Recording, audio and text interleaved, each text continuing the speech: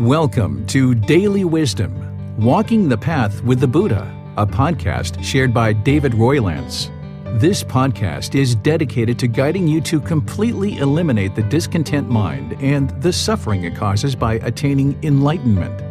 Learn and practice the teachings of Gotama Buddha that will guide you to fully attain a peaceful, calm, serene, and content mind with joy.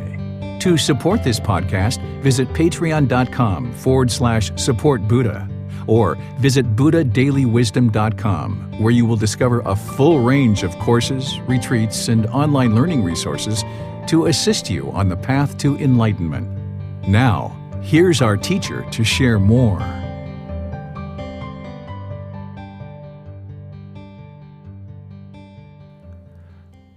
Chapter 15. The Difficult Human Existence, Sickness, Aging, and Death. Three aspects of life that are the most difficult for us to deal with in our human existence are sickness, aging, and death. The young Prince Siddhartha Gautama, who eventually became Gotama Buddha, was sheltered during his first 29 years of existence as his father, the king, was keeping him in the palace, attempting to woe him into the ways of a monarch through keeping him attached to the luxurious life of being a prince and eventually a king. At the age of 29, Siddhartha Gautama exits the palace for the first time without his father's knowledge to observe life outside the palace. He had his attendant with him who helped to explain Siddhartha Gautama's 4 observations of sickness, aging, death, and an ascetic or monk, a spiritual seeker. These observations eventually led Siddhartha Gautama to the understanding that because of the impermanent nature of all things and the mind's craving for permanence, we cause our own discontent mind. Sickness. The health of our physical body is important, and we should maintain our health through a proper food supply and other prudent activities. We need to give the body what it needs to maintain its health. If the body ceases to exist through death, then the mind cannot stay in the current human form to cultivate the consciousness. If we do not attain Nibbana, we will be reborn, thus our difficult experiences continue. Sickness is a major challenge in our human existence. Oftentimes, when we are sick, we might moan or groan about our illness. Our normal activities might cease, and thus our attachment to be active and to the physical body causes the mind to be discontent. It is important that we seek help for our sickness, but in doing so, understand that sickness is part of the human existence. We cannot escape this as part of our human condition. The body is impermanent, and we will not always be healthy. If we are human, we will be sick. During times of sickness, it is easy for the mind to stop practicing these teachings and perhaps talk poorly to people around you and have poor actions while feeling miserable. The mind is often highly discontent when we are sick. Be sure you continue to practice the teaching shared in this book, which includes right intention, right speech, and right action, along with all the other teachings. If we speak kindly and politely to those caring for us during our sickness, it will continue to create wholesome Dhamma, and we will experience excellent care as people will be pleased to help us. Aging. Aging is a challenge of life. As we age, our youthful appearance fades, and if we are attached to our youthful appearance, we may take drastic steps to continue looking youthful that can cause discontentedness. By attaching to our youthful appearance, we may opt for costly medical procedures or go down the path of extreme efforts to maintain our youth. This would require extensive effort, all to please the mind that craves a youthful appearance, rather than accepting that we all age. It is a normal part of life and the human existence. Aging brings challenges with the physical body that we all experience. We experience aches, pains, and difficulties that we did not have during our more youthful days. We need to accept this as part of the human existence while recognizing it is impermanent. We will not always look the same as the body ages. If you are attached to your youthful appearance and constantly crave youthfulness, the mind will be discontent. Death. Death is one of the biggest challenges for humans to accept and understand. accepting our death and the death of those close to us can be extremely challenging. There are major attachments to our friends and family unless you have learned to love without attachment. Upon the death of our friends and family, or our own death, it's the end of our time together in this existence without any chance to ever again resolve any undiscussed concerns or dilemmas. Death can be a time of grave and deep discontentedness or despair due to the burden of significant attachment and the sometimes abrupt elimination of that attachment rather than a gradual letting go. Even with gradual death, it can often be a challenge to accept and deal with as humans. A friend or family member's death does not need to be taken as a tragic loss. Through understanding and practicing these teachings, you can accept death as a natural and normal occurrence that will happen because we are human and we must die. The human condition means we were born and thus we will experience sickness, aging, and death. It is our attachment to these events, people, and relationships that cause us discontentedness and suffering.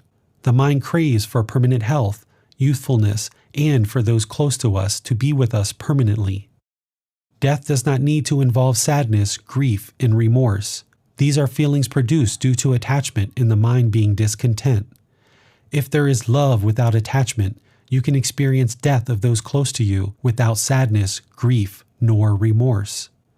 You can have gratitude for the time you spent together. Gotama Buddha explained to us that there is only one reason why we die, and it's because we were born. Because there is birth, there is sickness, aging, and ultimately death. This is the human condition, and Gotama Buddha's teachings help us to eliminate all three of these by escaping the cycle of rebirth.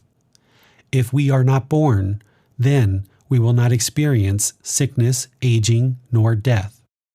Gotama Buddha did not teach what happened after death once we have already attained Nibbana. The teachings on the afterlife is an undeclared teaching. He did explain that we could attain Nibbana during this life or at death. He left the teaching undeclared of what transpires once one attains Nibbana and then dies, because knowing the answer to this question does not change or affect our ability to attain Nibbana in this life, in this human state. No one has ever attained Nibbana in return, since one who has attained Nibbana would not return back to any future existence. Therefore, it is unknown what happens once one attains Nibbana and dies. Gotama Buddha's goal was to focus the mind on attaining Nibbana in this very life so that we could escape the cycle of rebirth and no longer experience existence in any form. If we still have craving at the end of this life, that is the fuel that will cause us to remain in the cycle of rebirth and be reborn into another realm. If we have not attained one of the 4 stages of Nibbana, we will be reborn into a lower realm of existence, such as hell, afflicted spirits, or the animal realm.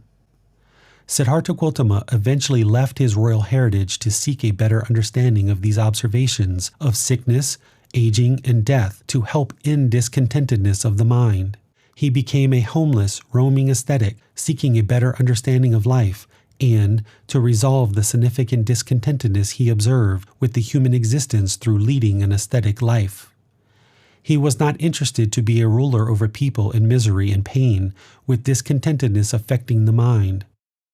Instead, he looked for answers to the most significant problems that existed in the world: sickness, aging, and death. The young Siddhartha Gautama was interested to understand why these 3 human conditions cause such significant discontentedness of mind. Through his 6-year pursuit, he gradually awakened the mind as the fully, perfectly enlightened Buddha. He contemplated for 7 weeks of whether to teach his newfound knowledge, as he did not feel the world was ready for the teachings. Gotama Buddha returned to teach 5 ascetics he knew prior to his independent pursuit of enlightenment. They did not believe that he was enlightened, so he sat down and touched the earth with his hand to call on the animal kingdom to give witness of his attainment of Nibbana. Animals came from all directions, and the ascetics believed him and then listened to his teachings, and the community of enlightened beings flourished. It is said that immediately upon Gotama Buddha's death, there was a significant earthquake that shook the earth. These two examples are the only significant miracles I am aware of that were said to have happened during the lifetime of Gotama Buddha. From this point forward, he provided teachings that could be understood and then practiced so that each person can observe the truth and gain wisdom for themselves. Gotama Buddha helped others to attain Nibbana through his teachings and guidance. Gotama Buddha's teachings do not require belief, as you can see the truth from your own practice of his teachings. You learn the teachings, practice the teachings, gain wisdom that liberates the mind, and gain the results of a better, more peaceful, more calm existence. The end of each chapter will have learning resources for further exploration. You will be able to explore videos, podcasts, quizzes, etc. to deepen your learning of the content you read in each chapter. Please see the ebook for more details on these resources. As you have questions or need clarification on these teachings, you are welcome to post those into the Facebook group Daily Wisdom, Walking the Path with the Buddha, or contact the author privately for in-depth learning. Daily Wisdom, Walking the Path with the Buddha. Facebook.com/groups/Daily Wisdom 999. Thank you for listening to this podcast. To provide support for this podcast, visit patreon.com/support Buddha. To access more teachings, visit buddhadailywisdom.com. There, you will discover a full range of courses, retreats, and online resources to assist you on the path to enlightenment. Remember to establish a daily, consistent meditation practice, along with learning and practicing these teachings. A well-developed meditation practice is the foundation in which to train the mind to attain enlightenment.